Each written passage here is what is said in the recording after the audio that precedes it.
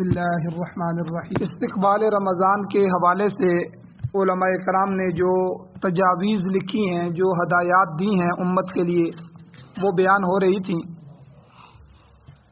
ان میں سے 20 ہدایات، 20 تجاویز کل بیان ہو چکی ہیں۔ آج اس کے آگے جو 10 رہ گئی ہیں، انشاءاللہ ان کو بیان کرنا ہے۔ کل یہ بھی بیان ہوا تھا آخری ہدایت کے 20 نمبر ہدایت کے 40 دن تک تکبیر اولیٰ کے ساتھ نمازوں کا اہتمام کیا جائے۔ اس کی بڑی فضیلت آئی ہے کہ جو بندہ 40 دن تکبیر اولیٰ کے ساتھ نماز باجماعت پڑھتا ہے تو اللہ تعالیٰ اس کے لیے بہت سے پروانے اس کو عطا فرماتے ہیں، اور جہنم سے اللہ اس کو بری کر دیتے ہیں، منافقت سے اللہ اس کو نکال دیتے ہیں، وہ منافقین کی لسٹ میں نہیں رہتا۔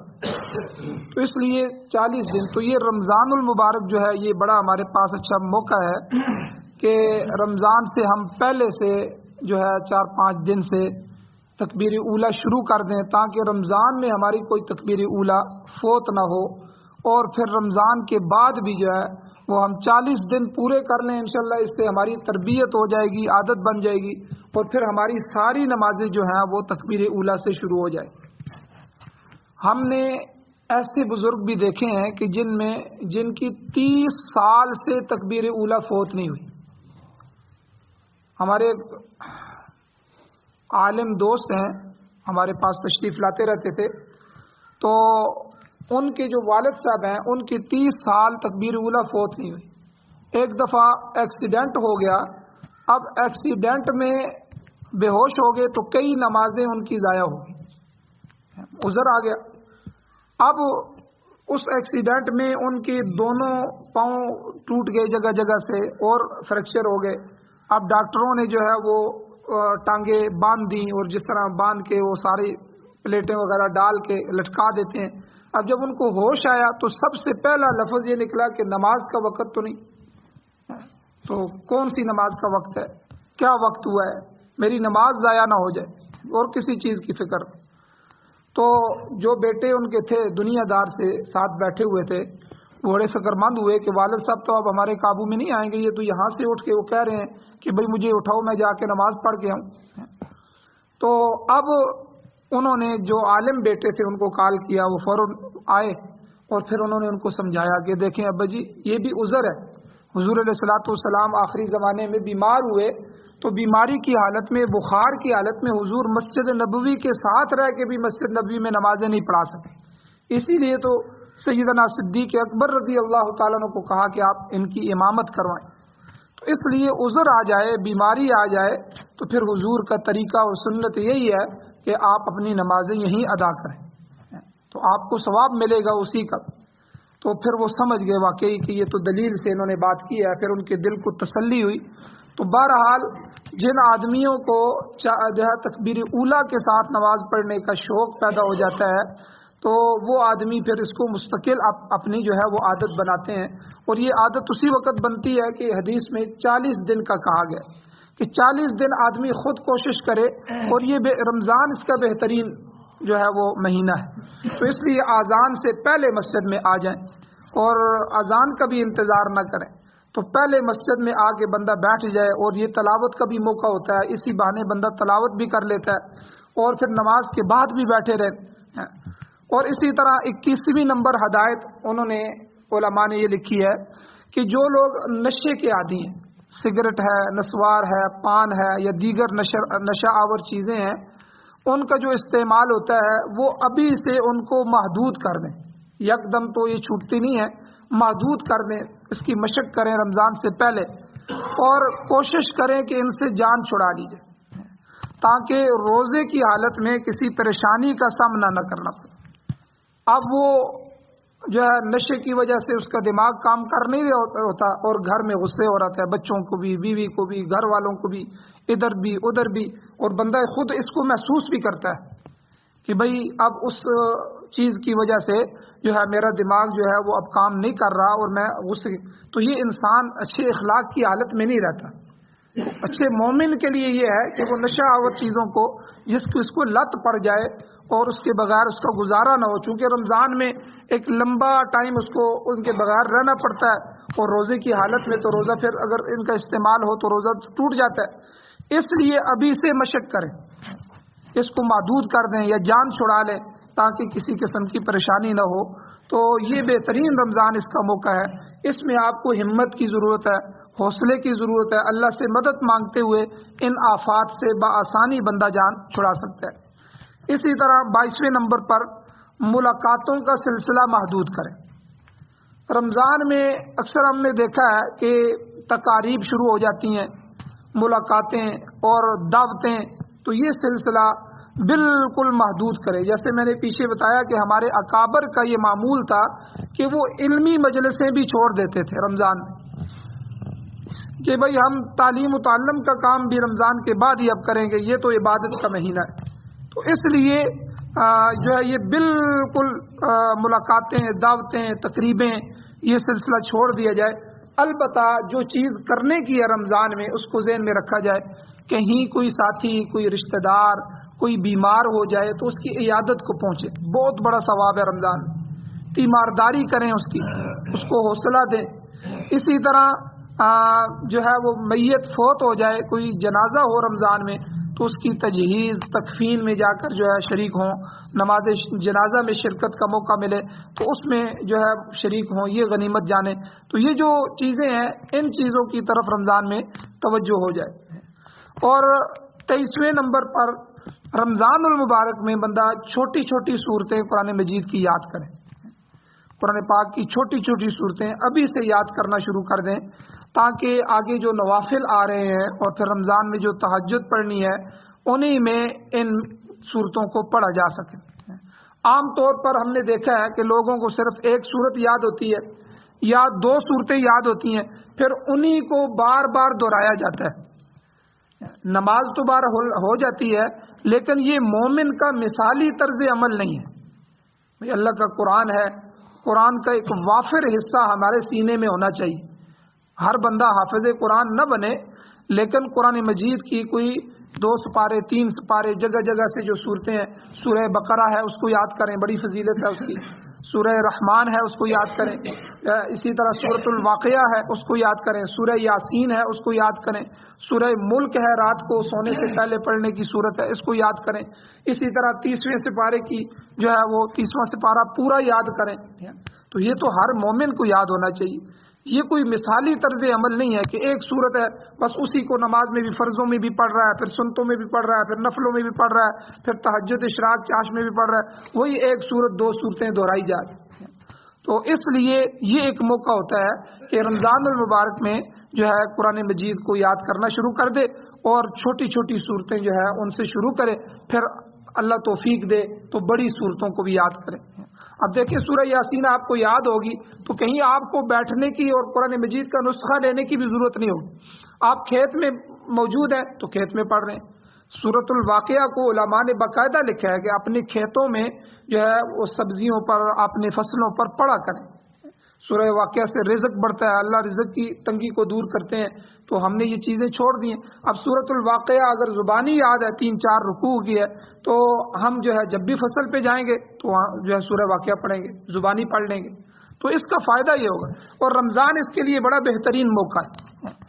اور اسی طرح 24ویں نمبر پر کہ بچوں کو بھی روزے کی عادت ڈالیں۔ نماز عظیم الشان عمل ہے،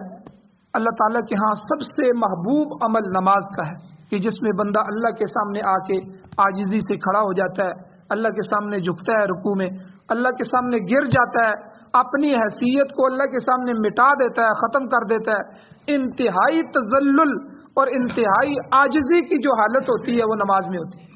اور اللہ کو یہ سب سے زیادہ پسند ہے۔ اس لیے حالانکہ بچوں پہ جو نماز یا روزہ یا زکوٰۃ یا حج یہ جو فرائض ہیں، احکام ہیں، تو ارکان اسلام ہے جو یہ فرض ہوتے ہیں بالغ ہونے کے بعد۔ جب بچہ بالغ ہوتا ہے، جس دن بالغ ہوتا ہے اسی دن سے نماز روزہ زکوٰۃ حج فرض ہو جاتا ہے۔ تو لیکن نماز کے لیے اس کی بلوغت کا بھی انتظار نہیں کیا، فرمایا کہ 7 سال کے بچے کو نماز پڑھائیں،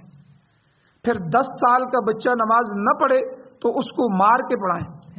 کیونکہ آگے اس نے ابھی بالغ ہونا ہے، تو بالغ ہوتے ہی نمازیں فرض ہوں گی، پہلے سے عادت نہیں ہوگی تو کیا کرے گا۔ اسی طرح علماء نے یہ بھی ہدایت لکھی ہے کہ بچوں میں 7 سال یا اس سے جو بڑے بچے ہیں ان کو روزے کے حوالے سے خصوصی ترغیب دی جائے، ان کے لیے انعامات رکھے جائے، بیٹا اگر آپ روزہ رکھیں گے تو آپ کو یہ انعام دوں گا۔ تو بچہ ہمت کرتا ہے، اس میں ہمت پیدا ہوتی ہے، اس کے ذہن میں یہ بات بیٹھ جاتی ہے، یہ ذہن سازی ہوتی ہے جو ہم اپنے بچوں کے کر رہے ہوتے ہیں۔ پورا کر لے تو ٹھیک ہے، کہیں پورا نہ کر سکے تو پھر توڑ دے گا، بچہ ابھی اس پر نہیں ہے، لیکن اس کے دل میں اہمیت پیدا ہو جائے گی کہ بھئی ہمیں والد صاحب نے یہ ترغیب دی ہے، یہ کوئی اچھی بات تھی، یہ ہمارے لیے کوئی ضروری بات تھی تو انہوں نے کہا ہے۔ تو اس لیے ہم خود جو ہے بچوں کی ذہن سازی کریں، ان کی خصوصی ترغیب دیں تاکہ رمضان میں انہیں روزے رکھنے کی عادت پڑ جائے، اور بچوں کی جو زندگی بھر کے جو روزے ہیں وہ آپ کے لیے صدقہ جاریہ بن جائیں گے۔ جو بچہ بالغ ہونے سے پہلے جتنی بھی عبادات کرتا ہے اس پر فرض تو ہوتی نہیں ہے، اب وہ نماز پڑھے آپ کے کہنے سے، آپ کی ترغیب سے، آپ کے سکھلانے سے، یا روزہ رکھے یا دوسری عبادات کرے یا قرآن کی تلاوت کرے تو سارا ثواب اس کا والدین کے کھاتے میں جاتا ہے، اس کو بھی ملتا ہے، اس والدین کے کھاتے میں بھی جاتا ہے۔ تو اس لیے اب ہم مثال کے طور پہ 12 سال ہے، 11 سال ہے، 10 سال کے بعد تو اس بچے کو روزے رکھوانا شروع کریں گے۔ اس سال جو ہے وہ تھوڑے سے روزے رکھے گا تو 5-6 رکھ لے گا، اگلے سال وہ 10-12 رکھ لے گا، اس کے بعد جب 13 سال 14 سال کی عمر کا ہوگا تو وہ 20-22 رکھے گا۔ تو اسی طرح جو ہی 14 سال کے بعد وہ بالغ ہو جائے گا تو اگلا رمضان تو اس پر پورا فرض ہے، لیکن اس کے لیے بچے کی پہلے مشق ضروری ہے، پہلے سالوں میں تھوڑے رکھوا کے اس کی مشق کروائی جائے تاکہ جو ہی بچہ بالغ ہو جائے پھر اللہ کے ہاں کوئی عذر نہیں ہے تو اس کے لیے وہ روزے فرض ہو جاتے ہیں۔ تو اس لیے بچوں کو روزے رکھوانے کی عادت ڈالیں، اور 25ویں نمبر پر کم کھانے کی عادت ڈالیں۔ شعبان میں ہی کھانے کی مقدار جو خاص تناسب ہے اس سے بھی کم کریں، اور غذا جو ہے اس میں عام چیزوں کا استعمال کریں، سبزی ہے، پھل ہے، کھجور ہیں، ان کا زیادہ استعمال کریں، ان سے صحت کے اندر طاقت پیدا ہوتی ہے، صحت اور توانائی برقرار رہتی ہے، اور رمضان تک آپ کم کھانے کے عادی بن جائیں گے۔ تو اس کے علاوہ اکثر رمضان میں دیکھا گیا ہے کہ رمضان میں اگر بندہ زیادہ کھائے تو اس کا بوجھ بھی پڑتا ہے، آگے تراویح پر بھی پڑتا ہے، نمازوں پر بھی پڑتا ہے، اس کی وجہ سے پھر بدہضمی بھی پیدا ہوتی ہے، ہر دوسرا بندہ جو ہے وہ کیا کر رہا ہے اور اس کے اوپر بوجھ پڑا ہوا ہے، اور پھر سستی بھی پیدا ہوتی ہے، اور یہ چیزیں عبادت میں رکاوٹ بنتی ہیں۔ یہ زیادہ کھانے سے جو بدہضمی، بوجھ، سستی، کاہلی پیدا ہوتی ہے، یہ پھر بندہ عبادت نہیں کر، بیٹھ جائے گا، اٹھے گا نہیں۔ تو اس لیے کم کھانے کی عادت ڈالی جائے۔ اور 26ویں نمبر پر علماء نے لکھا ہے کہ اس رمضان کو آپ پچھلے رمضان سے ممتاز کریں، کسی ایسی عبادت کی ترتیب بنائیں جو آپ کے نامہ اعمال میں اس رمضان کو گزشتہ رمضان سے ممتاز کر دے۔ مثلا 30واں سپارہ زبانی یاد کریں، جیسے میں نے ابھی کہا، پہلے آپ نے جو ہے کچھ صورتیں یاد کی تھیں، ابھی سورہ رحمان کی نیت کر لیں، اس رمضان میں نے سورہ رحمان یاد کرنی ہے، سورہ یاسین یاد کرنی ہے، سورہ ملک، سورہ الف لام میم سجدہ ہے، یہ بھی زبانی یاد کریں۔ یا پچھلے رمضان میں آپ کچھ ایسا عمل نہیں کر سکے تو اس سال کسی یتیم کو ڈھونڈیں اور اس گھرانے کی یا کسی ایک یتیم کی کفالت کا بندوبست کریں، یا جیلوں میں جو قیدی ہوتے ہیں ان کی تعلیم و تربیت کی ترتیب بنائیں، یا جہاں پانی کی اشد ضرورت ہے تو ٹیوبویل وغیرہ، کنویں یا ہینڈ پمپ ہیں یا ٹھنڈے پانی کی جو پلانٹ وغیرہ ہوتے ہیں، یہ کوئی بھی چیز وہاں لگوا دے، اللہ نے آپ کو مال و دولت دی ہے، وسعت دی ہے، تو آپ رمضان میں یہ چیز کریں تاکہ یہ آپ کے لیے صدقہ جاریہ ہو جائے۔ یا مساجد اور مدارس کے ساتھ پرخلوص تعاون کریں رمضان، یا جو مستحق طلباء ہیں ان کی فیسوں کا، یونیفارم وغیرہ کا بندوبست کریں، یا کسی غریب لڑکی ہے اس کی رخصتی نہیں ہو پا رہی، اس کے اخراجات کا بندوبست کریں، وغیرہ وغیرہ۔ یہ کتنے کام ایسے ہیں جو اگر ہم رمضان میں، پچھلے رمضان میں نہیں کیے تو اس رمضان میں کریں تاکہ ہمارا یہ رمضان پچھلے رمضان سے اعلیٰ ہو جائے، ممتاز ہو جائے۔ اور اسی طرح 27ویں نمبر پر شعبان کے مہینے کی تاریخیں یاد رکھیں۔ رسول اللہ صلی اللہ علیہ وسلم شعبان کی تاریخیں یاد رکھنے کا بہت زیادہ اہتمام فرماتے تھے، روزانہ کی تاریخ یاد رکھتے تھے۔ ایک موقع پر آپ صلی اللہ علیہ وسلم کا ارشاد بھی ہے، حدیث میں آتا ہے کہ حضور نے فرمایا رمضان کے لیے شعبان کے چاند کی تاریخیں گنتے رہا کرو، تاریخیں گنتے رہو کہ آج کون سی تاریخ ہے کون سی، یعنی یہ اہتمام سکھایا کہ رمضان کے لیے بندہ اہتمام کر رہا ہے تو کسی خاص مہمان کے آنے کا انتظار ہو اور تاریخ طے ہو تو بندہ جو ہے ان تاریخوں کو گنتا رہتا ہے، بھئی آج کون سی تاریخ ہے، آج کون سی تاریخ ہے، انہوں نے آنا ہے، فلاں تاریخ کب آ رہی ہے، تو یعنی اس کے ذہن میں ہوتا ہے یہ اہتمام ہے۔ تو حضور نے یہ اہتمام بھی سکھایا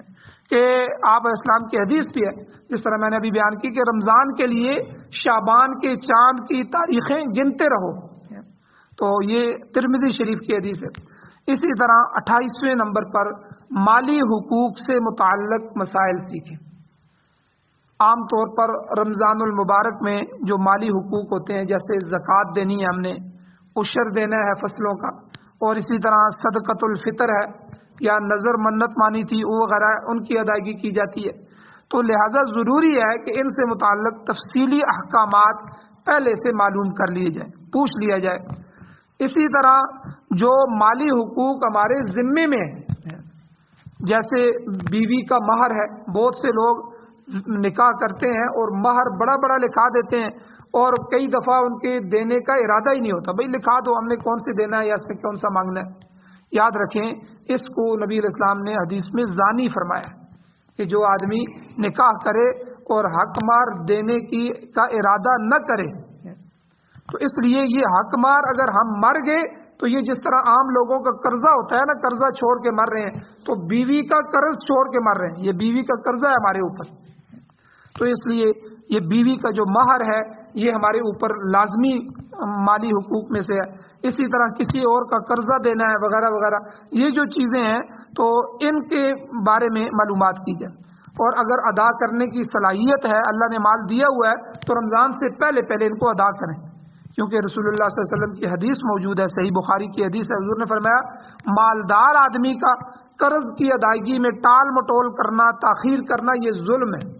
حضور نے اس کو ظلم فرمایا کہ پیسے موجود ہیں پھر بھی قرضہ رکھ کے بیٹھا ہوا ہے، بھائی قرضے کو ادا کرو، قرضے کو تو ایک رات بھی نہ چھوڑو، اگر اللہ نے مال دے دیا پہلے تو قرضہ لو ہی نہ، یہ تو ذلت بھی ہوتی ہے، بندے کو وقت پہ دے نہیں سکتا، تو پھر اگر لے لیا ہے تو اس کی فوراً ادائیگی کی فکر کرو، کہیں ایسی حالت میں موت نہ آ جائے۔ آپ اندازہ لگائیں مقروض کے بارے میں حضور نے بڑی سختی فرمائی ہے کہ جو آدمی مقروض ہوتا اور فوت ہو جاتا تو نبی علیہ السلام اس کا جنازہ نہیں پڑھاتے تھے، دیکھیں صحابہ میں سے، تو یہاں تک کہ دوسرے بھائی مل کے اس کا قرضہ ادا کر دیتے، یا جس کا قرضہ ہوتا وہ معاف کر دیتا، تو یا وہ اجازت دیتا، تو نبی علیہ الصلوۃ والسلام مقروض کا جو ہے شہید کے بارے میں فرمایا حضور نے کہ شہید کو ہر چیز معاف ہے لیکن قرضہ معاف نہیں ہے، کسی کا قرضہ دینا، اس کے خون کا پہلا قطرہ زمین پہ گرتا ہے اللہ سارے گناہ معاف کر دیتے ہیں، قرض معاف نہیں ہے، تو قرض کوئی اچھی چیز نہیں ہے۔ اس لیے بندہ جو ہے اپنے اوپر جو حقوق ہیں ان مالی حقوق کو جو ہے وہ ان کو ادا کرے، رمضان سے پہلے ادا کرنے کی کوشش کرے۔ اور اسی طرح 29ویں نمبر پر کہ رات جلدی سونے کی عادت ڈالیں۔ بعض دفعہ دوستوں کی فضول مجالس ہوتی ہیں، کوئی کام ہی نہیں ہوتا، گپ شپ کی محفلیں ہوتی ہیں، اور رات گئے تک سر انجام دی جانے والی جو سرگرمیاں ہماری ہیں ان کو آہستہ آہستہ ان سے کنارہ کشی اختیار کریں، تاکہ آپ رمضان میں تراویح کے بعد فوراً بلا تاخیر سو سکیں۔ یاد رکھیں یہ جو آخری رات کے آخر میں جو عبادتیں ہیں، تہجد کی عبادت ہے، سحری خود عبادت ہے، سحری سنت ہے اور عبادت بھی ہے، ان میں حشاش بشاش اٹھنے کا جو دار و مدار ہے وہ بر وقت سونے پر ہے۔ اگر بندہ وقت پہ سوئے گا تو صبح توجہ سے اٹھے گا، حشاش بشاش اٹھے گا، توجہ کے ساتھ 2 رکعت 4 رکعت 6 رکعت جتنی بھی تہجد کی توفیق ہوئی وہ پڑھ لے گا۔ تو اگر جو ہے وہ رات کو دیر سے سویا، صبح اٹھا اول تو تہجد ہی نہیں پڑھ سکے گا، سحری کے لیے بھی اس کو بڑی مشکل سے جگائیں گے، اور نیند آئی ہوئی ہے تو نیند کی حالت میں ہی کھانا کھا رہا ہے، پھر اس کی تو فرض نماز بھی رہ جائے گی۔ تو اس لیے یہ بڑا ایک اہم پوائنٹ ہے جو علماء نے لکھا ہے اور ہدایت کے طور پہ امت کو بتایا ہے کہ رات جلدی سونے کی، تراویح ختم ہوئی ادھر سے فوراً گھر جائیں اور سونے کا اہتمام کریں۔ اور 30ویں نمبر پر آخری ہدایت علماء نے لکھی ہے کہ رمضان المبارک کی تیاری کے حوالے سے جو درجہ بالا ہدایات دی گئی ہیں، تجاویز دی گئی ہیں، ان پر عمل پیرا ہونے کے ساتھ ساتھ اللہ جل شانہ کے سامنے رمضان المبارک کی روحانیت اور برکات کے حصول کے لیے خصوصی دعائیں مانگی جائیں۔ یہ رمضان کی دعائیں نہیں ہیں، یہ رمضان سے پہلے کی دعائیں ہیں کہ یا اللہ اس رمضان کو ہمارے لیے برکت کا بنا، اس کی برکت اور روحانیت ہمیں عطا فرما، اس رمضان کو ہمارے لیے بخشش کا ذریعہ بنا۔ یا اللہ پہلے ہم آپ کے قریب نہیں تھے، ہر ایک کے قریب تھے، آپ سے دور تھے، یا اللہ اس رمضان کو اپنی قربت کا ذریعہ بنا۔ یہ دعائیں اور اس طرح کی دوسری دعائیں اللہ سے پہلے مانگے۔ آپ خود اندازہ لگائیں، حضور علیہ الصلوۃ والسلام جو ہے وہ رجب میں یعنی رمضان سے 2 مہینے پہلے رجب شعبان ابھی رمضان یہ دعا مانگنا شروع کر دیتے، اللہم بارک لنا فی رجب و شعبان وبلغنا رمضان۔ اے اللہ یہ جو رجب کا مہینہ شروع ہو گیا ہے اس میں اور اس سے اگلا مہینہ شعبان جو ہے اس میں ہمارے لیے برکت عطا فرما، وبلغنا رمضان اور رمضان تک ہمیں پہنچا۔ تو یعنی خیر و عافیت سے اے اللہ یہ 2 مہینے بھی گزر جائے اور رمضان ہمیں یہ مل جائے۔ یعنی اتنی تڑپ ہوتی تھی نبی علیہ السلام کے دل میں کہ اس کے لیے 2 مہینے پہلے سے دعاؤں کا اہتمام شروع ہو جاتا تھا۔ اچھا یہ جو خیر و عافیت کی دعائیں ہیں اللہ سے یہ بھی مانگے، یا اللہ یہ رمضان ہمارا خیر و عافیت سے گزر جائے۔ آپ دیکھتے ہیں کہ کئی بندے رمضان ہے اس نے ارادہ کیا ہوا میں اعتکاف بیٹھوں گا، رمضان میں خوب عبادت کروں گا، لیکن رمضان میں بیماری آ گئی، گھر میں کوئی پریشانی آ گئی، کوئی ایسا پیچیدہ مسئلہ پیش آ گیا، ٹھیک ہے، اس کا تو روزہ بھی مکمل اچھی طرح پورا نہیں ہو رہا، ٹینشن ہی ٹینشن اور فکر ہی فکر پیدا ہو گئی، تو کیا ہوا کہ رمضان خیر سے نہیں گزرا، عافیت سے نہیں گزرا۔ تو اس لیے یہ بھی دعا کی جائے اے اللہ اس رمضان مبارک کو ہمارے لیے خیر و عافیت سے گزار، خیر و عافیت سے ہمیں پہنچا اور پھر خیر و عافیت سے یہ رمضان گزر جائے، تو اس دعا کی بھی اہتمام کریں۔ تو بہرحال دعاؤں کا اہتمام کرنا یہ بہت ضروری ہے رمضان المبارک سے پہلے تاکہ ہم جو ہے وہ اللہ تعالیٰ کی قربتوں کو بھی حاصل کر سکیں اور اللہ کے قریب ہو سکیں۔ اللہ تعالیٰ سے دعا ہے اللہ ہمیں عمل کی توفیق عطا فرمائے۔ آمین۔ الحمدللہ رب العالمین والعاقبۃ للمتقین والصلاۃ والسلام علی رسولہ النبی الامی الکریم۔ یا اللہ ہماری کمیوں کوتاہیوں کو معاف فرمائیے، درگزر فرمائیے، صغیرہ کبیرہ گناہوں کو معاف فرمائیے۔ یا اللہ قرآن و سنت کو یا اللہ بلند فرمائیے، قرآن و سنت کی بالادستی نصیب فرمائیے، قرآن و سنت والی حکومتیں نصیب فرمائیے۔ یا اللہ نیک صالح کی عادتیں نصیب فرمائیے۔ یا اللہ رمضان المبارک کا جو مہینہ آنے والا ہے یا اللہ آ رہا ہے، یا اللہ اس مہمان کی قدر کرنے کی توفیق عطا فرمائیے۔ یا اللہ رمضان کی بہاریں ہمیں نصیب فرمائیے، رمضان کی برکتیں رحمتیں یا اللہ ہم پر خوب اتاریے، ہمیں اس کا مستحق بنائیے۔ یا اللہ اپنی رضا نصیب فرمائیے۔ یا اللہ اس رمضان کی قدر کرنے کی توفیق عطا فرمائیے۔ یا اللہ سعادت والی زندگی، ایمان والی زندگی اور ایمان پر موت نصیب فرمائیے۔ صلی اللہ تعالی علی خیر خلقہ محمد وآلہ وصحابہ واہل بیتہ وازواجہ وذریتہ اجمعین برحمتک یا ارحم الراحمین۔